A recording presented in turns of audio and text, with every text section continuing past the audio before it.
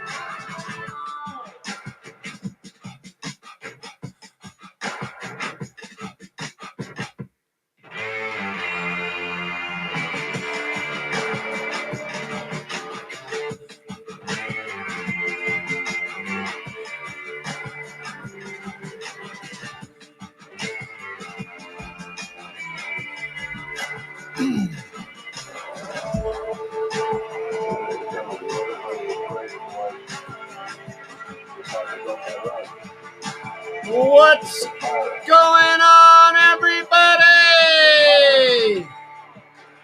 Yeah, I like this song. This is Fire It by I Am Daylight. Pretty good. As usual, shout out to artlist.io, where I get all my royalty-free music. Go ahead, check it out. I don't get any referral or affiliate. I just think it's pretty good. Steal what I use what I use. It's pretty good. What's going on, everybody? 102 here at the lovely DJs Guru studio. And yes, that is real white brick behind me. Absolutely, it is real white brick. I actually put some of it together myself. Very difficult procedure. But anyway, it is, I said that already, 103 here in New York.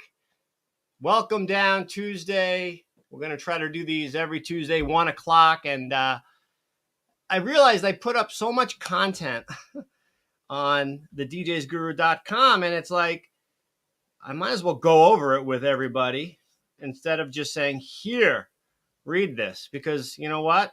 Who likes to read? Right? I think everyone that says they like to read, I think they're all lying, honestly. That's my thought sometimes. I don't see it, but I'm kidding. But anyway, so we did a blog on the DJsGuru.com, how to match speakers and subwoofers. If you want to check that out, the full article is on the DJsGuru.com, but we'll go over it with you today. And I think this is a kind of a good thing to go over. I think it's a daunting task for many people. And I think it's smart to kind of go through it and make sure that everyone understands the who, the what, the where, the when, the why of matching these things up. Because whether you have something that you want to replace and exchange out, or if you're buying something completely new, either way, you have to kind of know what it is. And that's what we do here, is we help you to figure out what's best for you. And when you're going online, I'm kind of your tour guide there for figuring out, what the best fit is for your needs, and not spending more where you don't need to. And maybe you do need to spend a little bit more here, and it's worth it. And I'll make sure that we get you all that good stuff. So anyway, before we get into everything, of course, this is a live Q&A. So if you have any questions, drop them down below. Make sure you're checking us out on social media at the DJs Guru, on Instagram, on YouTube, of course, where you're watching this. And thank you, everyone, for tuning in on Facebook, on YouTube, on Twitch. We do appreciate it. Thank you so much. Hope you're getting something out of these. And then, of course, check us out at thedjsguru.com. All of the blogs, reviews, articles, how-tos, all that stuff's going up there. So check it out. And thank you to our sponsors at djsupply.store.com. Use member code SAVE. SAVE is the code. You get the special discount on almost everything on that site. All your favorite brands. And let's do it. So welcome. How to match speakers and subwoofers. So again, if you are someone who has a set of speakers and needs to add in subwoofers, if you are someone who is going to buy a whole new system, this is, I think, a great thing for you to watch. And let's go through it. What's up, DJ Power Mix? You're welcome. So let's go through it. So again, I've been doing this since 1999. I've been listening to people and hearing what their concerns or needs are, and then saying, okay, I've got all this stuff. Let's put it together for you and make it work. And then they take all that stuff and they make businesses with it. It's the best thing ever. And we develop relationships. And I've seen people start from nothing and now they're running multi-ops. It's great. It's great. So anyway, first thing, you have to understand that there are different speaker sizes for different applications, right? So if we look at the blog here, I mean, it's basically telling you the most popular sizes for DJs are going to be your 8-inch, your 10-inch, your 12, the 15, of course, and we're talking about two-way point source speakers here. And then, I mean, you even got the dual 15, which if anyone remembers those would be the ones that you would actually leave on the ground. You don't see those much anymore, but these are all options that you have. And then when it comes to a subwoofer, you generally have, I mean, you do have some 8s out there, dual 8s, but mostly it's a 10, a 12, a 15, an 18, and there's 21 and even bigger in some applications. So what do I need with what? How am I doing it? You know, and understanding that when we talk about application, I've said this before, as a DJ, we have to also understand that we are sound professionals. So we need to look at a room and understand that our one size all, if we're going to have a one size fits all system, it has to be capable of handling as much as possible.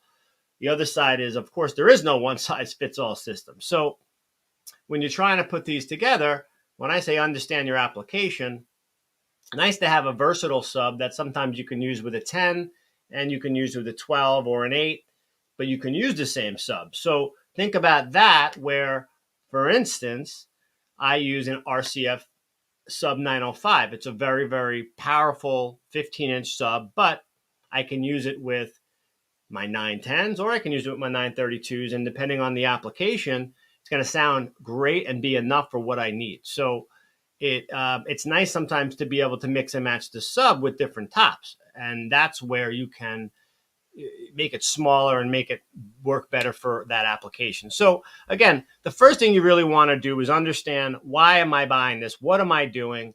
And then also look forward 5 to 7 years. Think about the next, not just this year's events, but the next 5 to 7 years events. And maybe I will spend a little bit more now so I don't have to go and redo this in 2 to 3 years, right? So when you're starting out this process and you're going to buy a new sound system, before we're even worrying about matching them, think about why we're buying it. What is the game we're playing, right? What are we doing here? So that's the first thing. Let's have an objective in mind.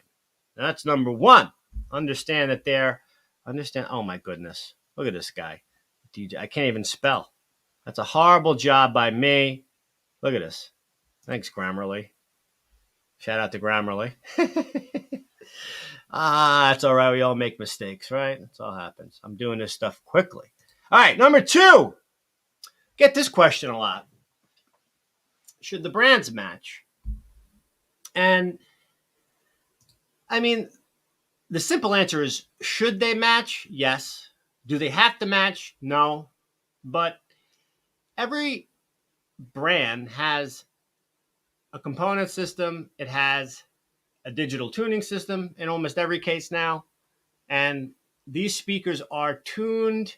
And when we say tuned, it's just a digital filter algorithm processing system within the speaker that, JBL, for instance, does this famously to give you that JBL sound that people know it for. So anyway, if you go outside of that, sometimes you can affect the overall sound. Do many people are going to notice that? No. I mean, I don't really think your average person is going to notice that. So um, you don't have to match them. I mean, that's not the most important thing when it comes down to matching speakers and subs. I mean, the brands are almost the least important thing when we talk about everything else that we're going to talk about. What's up, Devin? What's going on, man? What's going on? So do the brands need to match? We'll kind of keep it simple and just say no. They don't. But I always like to, because the other side of it is the look, right? So yes, I think for me, I think most people would agree that if you have a Yorkville top, for whatever the series is, the Yorkville bottom is going to match it as far as the look, the design, what it's made out of, all of that. So it's best. I recommend it, but you don't have to do it. All right. Really quickly, thanks everyone for watching. Thank you so much for the support. Really appreciate it. Again, we're talking today about matching speakers and subs, how-to guide. And we've gone through two things quickly, and this isn't going to be a long one. We're just going to go through it. And if you have any questions, of course, now or during the replay as you're watching this later on, drop them down below. I'm always happy to answer questions for you. But the next thing is, same thing with EV, the cross DJ Power Up. Same thing with EV. The crossover settings have only for their tops, not another brand. It is because they are tuned for their own sound, correct? Yeah, I mean, yeah, that's really it. I mean, they want, of course, listen, manufacturers want you buying their stuff and keeping everything together for a lot of reasons. But truthfully, it is proper. It's correct. It's the right way to do it. And it is because of those types of things. And sometimes they have, and EV is great at this. I give them a lot of credit. They have specific things that will match between an EKX bottom and an EKX top. And when EKX, for instance, has a sub mode where it'll lower on a 15 or I think even a 12, it'll lower the frequency range output to coincide with using the sub. So in that respect, there's another advantage of it. So thank you for that. That's a great addition to what I was saying. But at the end of the day, I think sometimes people think they have to match, and they don't. But it's always best. All right. So the next thing, as part of this article, is, and it's kind of simple, right? But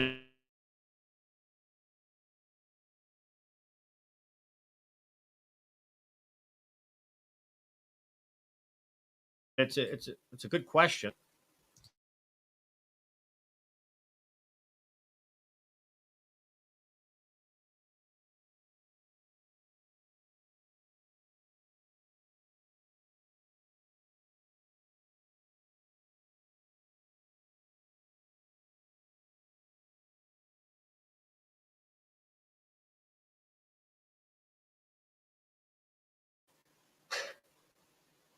How many subs do I need? Sorry, everybody. I'm going to get this working properly eventually, I promise. It's only been 3 years now. How many subs do I need? So, simple answer to that is you really, to start off, if you have two tops, you should have two bottoms. You should have a matching sub for every top. But, there's been situations where myself included, I talked earlier about that 905 and the 910 tops. Now, the 905 sub has enough output, has enough power where I can put that sub in the middle or behind me and then just use my 910s, and it's going to be enough. The sound pressure level, the output will match properly. And that will go, we'll talk more about SPLs later. But it really depends on what the setup is, how much space.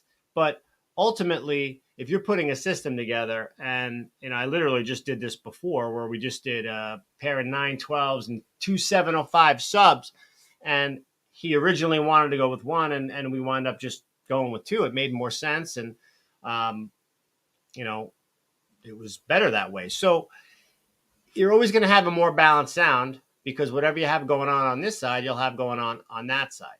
You can absolutely put, a sub in the center, but if the SPLs don't match properly, if you don't have enough output, you're kind of splitting hairs. And again, you're getting diminished results where you're going to get a little bit more output. It's always better to have one sub than no subs, but at the end of the day, you really want to try to match every single top you have with a bottom. And that's just going to give you the full dynamic sound of lows, mids, and highs with a full range. Obviously, you're getting everything up there too, but you're just going to get a much more balanced sound. You're going to get that kick, you're going to get that rumble that people feel and makes them want to dance. I think that's something that you have to experience, and I think everyone out there knows it, but using a sub and not using a sub definitely helps get the dance floor going. And chime in if you agree with this one, but I did an event where my DJ said, "No, we need more subs." I said, "I don't think we do, but all right, you guys want to pay for it? No problem." They brought in 2 more additional 18s. And this was a big party that we did. And I'll tell you that this was the difference. It was at a beach on Long Island here, Cedar Beach. Anyone knows it. Big parking lot, right? And we had thousands of people that day. So the original system that I had set up would have sounded great on the dance floor, would have been awesome. But as people were walking into this venue with the system that we actually brought, you were already feeling that bass before you even got in, which means the experience that you're setting and the table you're setting, you're getting people excited before they even walk in the door. Just think about you're going to a concert, right? You start to hear the music as you're walking in, you get excited, right? So now you're already kind of wetting the whistle of people with the bass. And I had to go run out to the car, and I literally watched people get out and get excited because they felt the bass. And so think about these things as far as the experience and understand that it absolutely makes a difference. And I didn't always think it did. My mind was changed when I said, when I went through what I just told you about. And you can absolutely have too much bass, but you have to think about what you're trying to get out of everything. And if you're not using subs, you definitely should be. And if you're not using enough, or if you're not doing what we're going to talk about next, you need to. So you have to remember to match sound pressure levels, right? So what is a sound pressure level? That's the SPL. So as I think now everyone has, I don't want to say everyone, how can I speak for everyone, right? But I hope you have learned that watts in a speaker means really nothing. And it's an electrical term. And it just means how much power it draws, right? So it could be really not efficient and have 2,000 watts and sound like crap. That's just the truth. It comes down to efficiency, and the quantifier, the number, the metric that you really want to look at is SPL. And what is that? You go to specs on a speaker, right? We'll go to check something out really quickly. It's always there. All right, hold on. So if we go down here and we're looking at a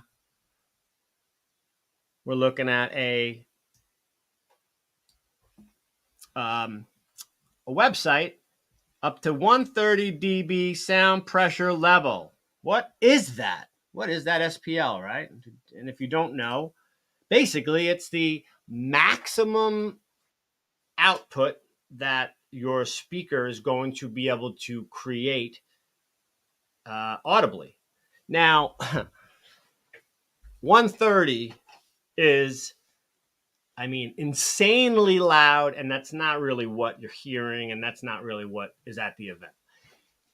That's like in a laboratory, pink noise.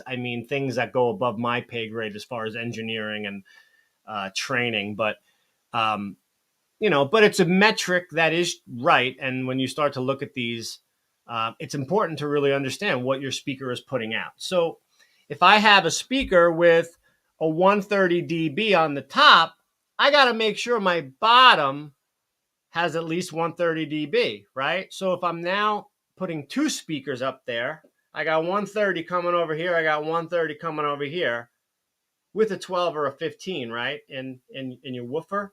And then I've only got one coming down here. Even if it's at 130, I'm still lacking somewhere.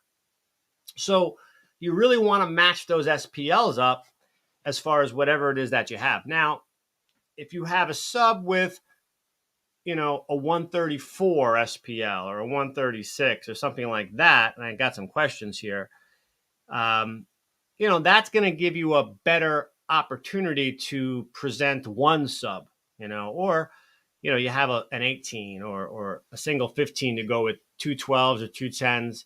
You can do that, but you don't want to go with the same level of sub. You want to maybe go with an upgraded sub. Space is always an issue. If you watched any of my videos on YouTube, you understand that I get it. As a single dad, as someone who does so many different things in this industry, I don't really want to have to be driving around a box truck.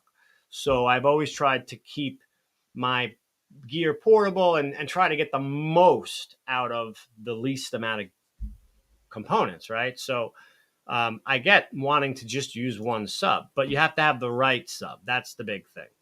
What's up, Julio? How are you, my friend?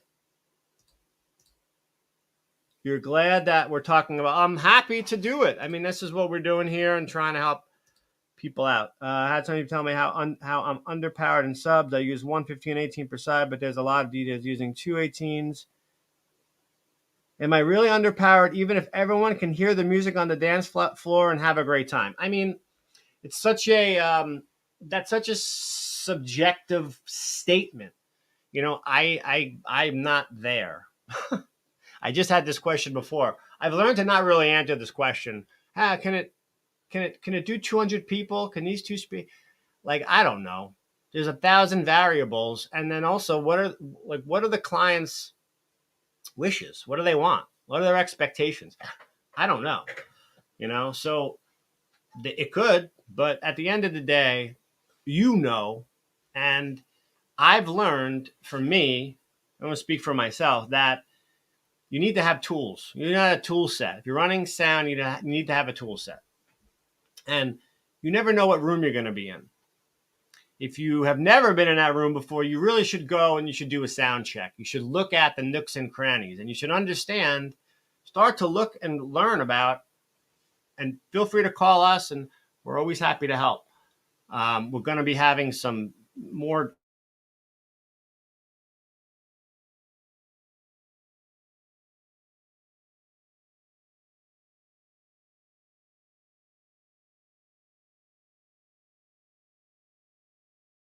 opportunity to. Can you hear me? I don't know what's going on, guys. I'm sorry. Got a good flow going on here, and I'm having terrible internet. I'm going to turn my phone off here. For some reason, it keeps wanting to connect to this hotspot.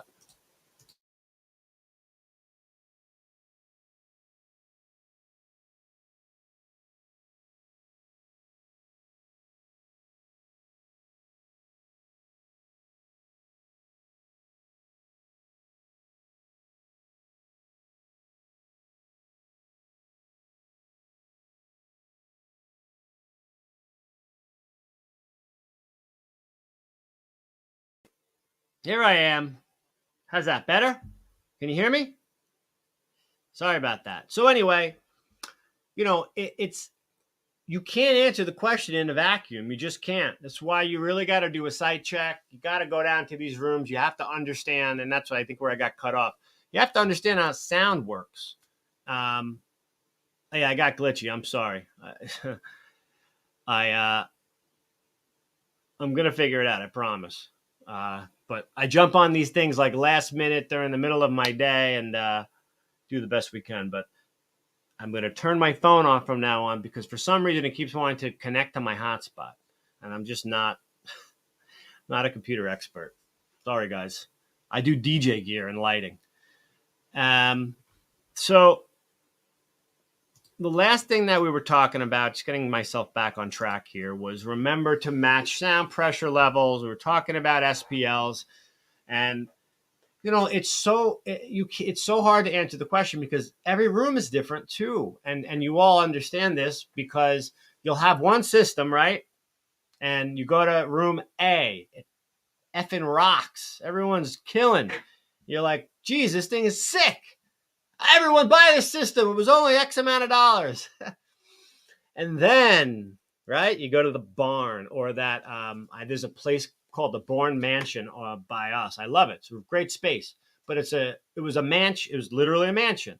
The Vanderbilt like nephews or something lived there. And there's this huge pipe organ in this humongous like ballroom that they have. And they put you right next to the pipe organ. It's crazy. And this room sounds horrible. It's just you could bring in line arrays from Italy and France and Sweden, and put them all together, and it would probably still sound like crap. The organ sounds fantastic, though. But anyway, that said, you just never know where you're going to be, right? And you just sometimes you got to get through the gig. So if the guests are having a good time, I think you can see that, right? And if you're getting paid, and I understand that mentality, but I'm someone who really likes to elevate brands and give more, and make the customer understand that this is why we're charging a little bit more. You are getting more for it. You order with us and you buy stuff from one of our sites at DJ Event Gear or DJ Supply Store. Guess who's included? This guy. So you're getting deals, right? But you're also getting the ability to get a call from us and ask questions. And, I think at this point, if you're watching and paying attention, you understand that I've been doing this a very long time. I'm very honest. I just want to help. I don't know everything, but I know where to get the answers, and I can answer pretty much every question. I'm like a general practitioner of DJ gear and lighting, pro audio. Anyway, so anyone have any questions on SPL, sound pressure level? This article was really more about the cookie cutter. I'm buying 2 subs, 2 tops, and that's it. I've come into a world, and there's many people now that are watching and following us where they're sound production companies, and you're going into a lot of different environments that change, and you need bigger and more, right? So I know a lot of guys out there in my RCF family, and they just keep buying gear and subs and tops and this and that, and you start to mix and match, and you start to realize, like, all right, these gigs I'm bringing Evox 12 only. I can get away with that. All right, these gigs I'm bringing, the larger 8004 subs with the NXL 24A tops. It's going to necessitate that. If you're just doing weddings, listen, you can get away in most cases with a couple of systems. I think you need at least 2, or you need one that you can scale, right? So the next thing is, all right, I'm using 2 Maui 44s, or I'm using 2 Evox 12s. What can I do to do a little bit more? And that's where the adding in 2-ways come in. That's where the 8-inch and the 10-inch 2-ways are perfect. Add them in, and you space them out properly, making sure they're spaced out properly. I'm going to do a whole show on sound phasing because I've asked a lot of DJs as I talk to them, as I'm learning more about it. Do you know what sound phasing is? And I'm going to ask everybody out there, do you know what sound phasing is? And I saw a friend of mine in the RCF group, I forget who posted it, but he said it's the silent killer. Sound phasing is the silent killer of audio in every room out there. But if you don't know what it is, let's see, we got a comment. Sound phasing. Anybody? All right, it's really simple. Speakers put out waveguides like this, right? Like a fan. if you put the speakers next to each other and the fans hit each other, right? The sound waves, the noise actually cancels itself out. So if you see people with Evolve 50s, I see this a lot. They actually turn them this way, which is smart, because what happens is if you keep them too close together, everything in the middle, it gets canceled out. So by turning them a little bit, you do mitigate that some, but you really should try to space them out as much as you can when you have that 120-degree pattern. But that's sound phasing.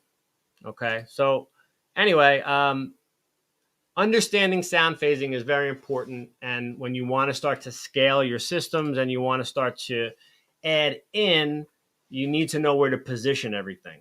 That's why the flat bass stands are really, really great.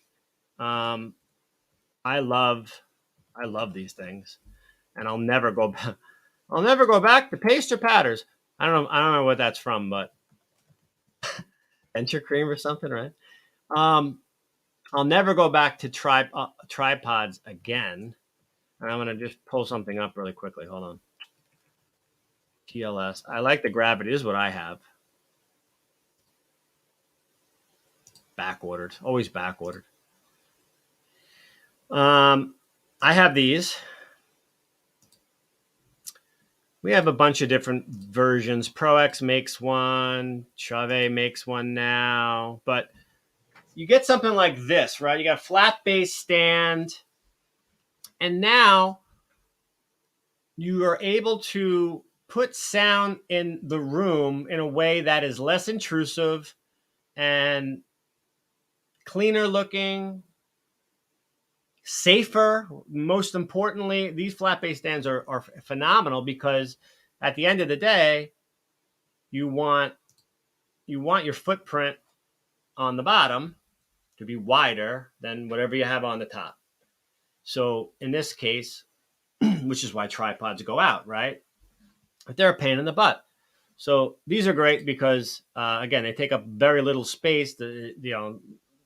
Basically flat on, pretty much no protrusion on the bottom. And then you just have a nice, strong bass right here. It's also versatile. So I've seen people, you put speakers on top, and then, hey, you can mount some lights there too if you want. A lot of different things you can do with it. So they're totally, totally worth the money.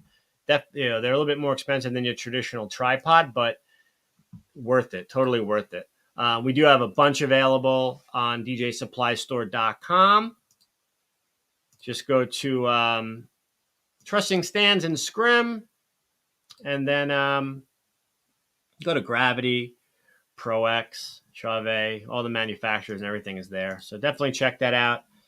Anything that does qualify for a discount, you just use code SAVE. All right. So anybody have any questions? 1:34 here. How to get back to work? But I want to check in.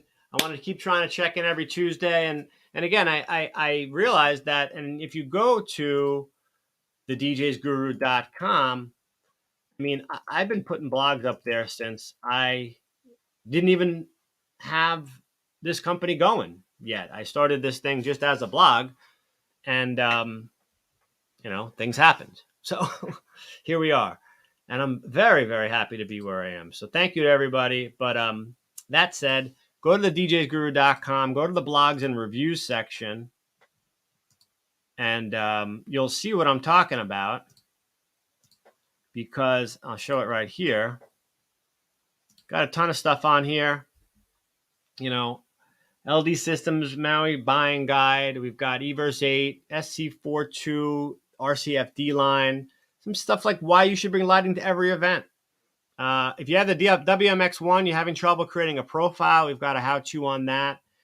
I've done some blogs and videos on the brand JTS, which is my little sleeper wireless microphone brand. Of course, my Club Cannon is one of my most favorite things I've ever bought. Teamed up with Ape Labs, the 2.0 full buyer guide there. Lots of cool stuff on there.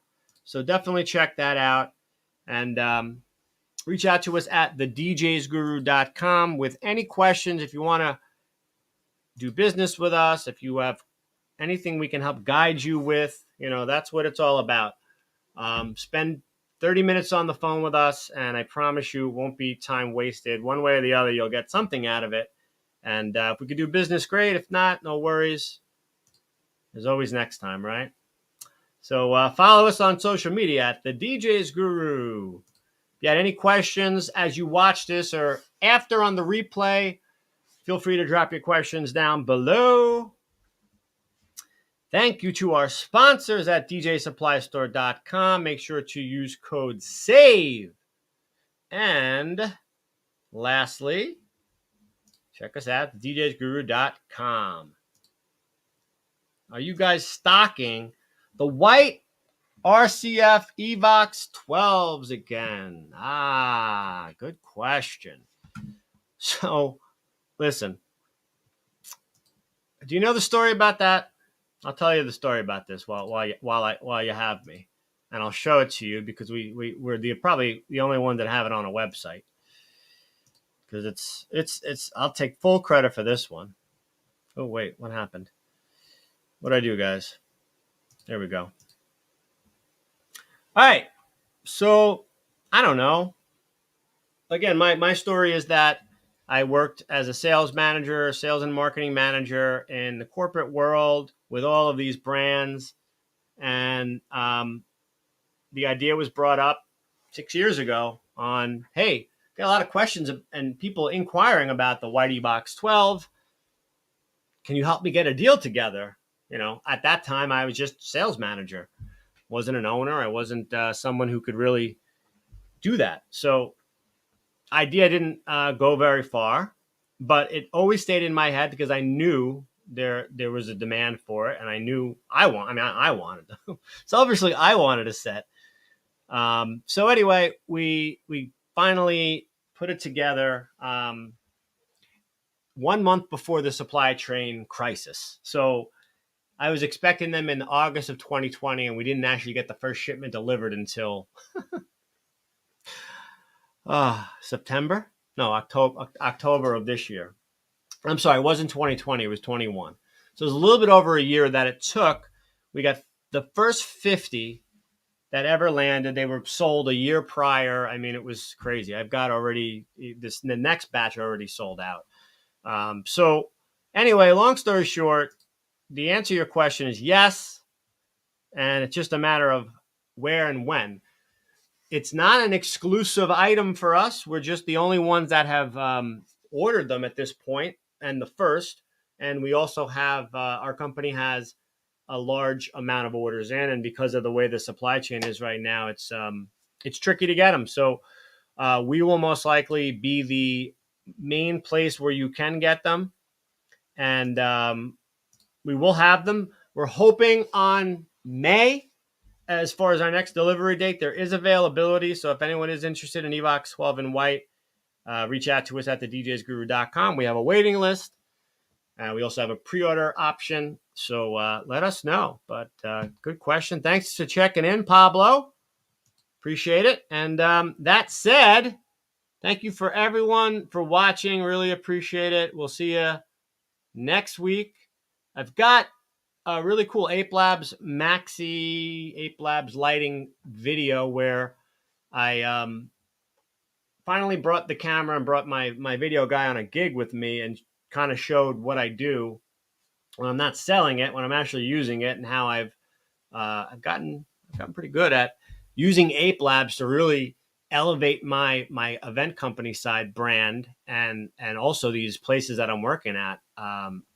It just looks incredibly good, and it's a major difference, and I'm getting such return on the investment with Ape Labs product in so many ways. And my story with Ape Labs, everyone, I approached them, I went after them, I saw the product, I love the product, and everything you're seeing now with me and Ape Labs is completely organic because I love it. I love it's great stuff. Anyway, all right, man. Thanks, everybody. Wait, what's he saying? No, I mean, I highly doubt. I don't know what you would change on Evox 12 to make it better. and keep it at the same price point, and if you do need more than the Evox 12, they have other items available. That's when you need to look into the 8,000.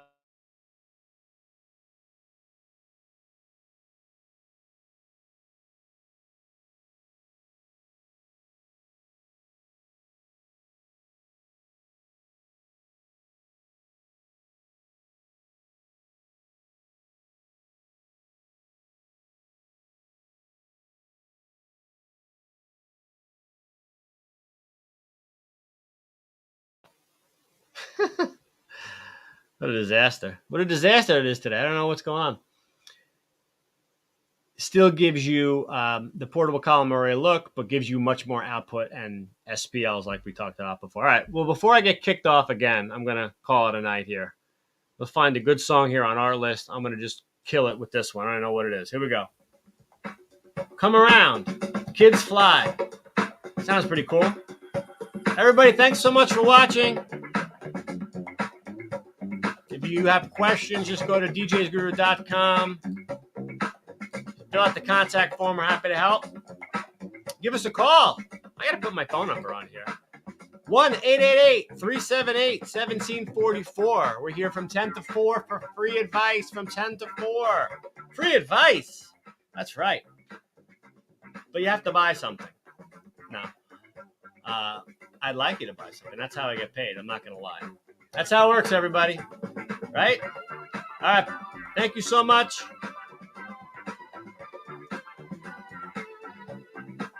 Do I feel the prices will ever go back down? Some of it. It's a good question. I've learned in my time in doing this, prices don't usually go back down. They kind of get people used to it, and then you just get used to it, and then you just pay it, So prices will only go down if it's not selling. At the end of the day, I was in real estate in my for about 4 or 5 years. I wasn't doing DJ gear, and I did real estate. And I learned something that was the only reason a house doesn't sell, and I think this really applies to everything. I like to alter it, but he said the only reason a house doesn't sell is because the price is too high. Well, I've always thought, because the price does not match the value, the concept of value. So that's when you'll see some prices go down. If there's overstock, if the whomever can't sell it, and now the power, the end user is saying it's not worth this, the price will come down. Eventually, manufacturers are going to have to lose profit or lose money in general, one or the other. But, it's tough because everything else went up, right? It's not a matter of we're just jacking prices up. No, it's all reflective of shipping costs, of component issues, of something that cost $1,000 last year and now $13,000. And I've seen that type of skyrocketing in certain components.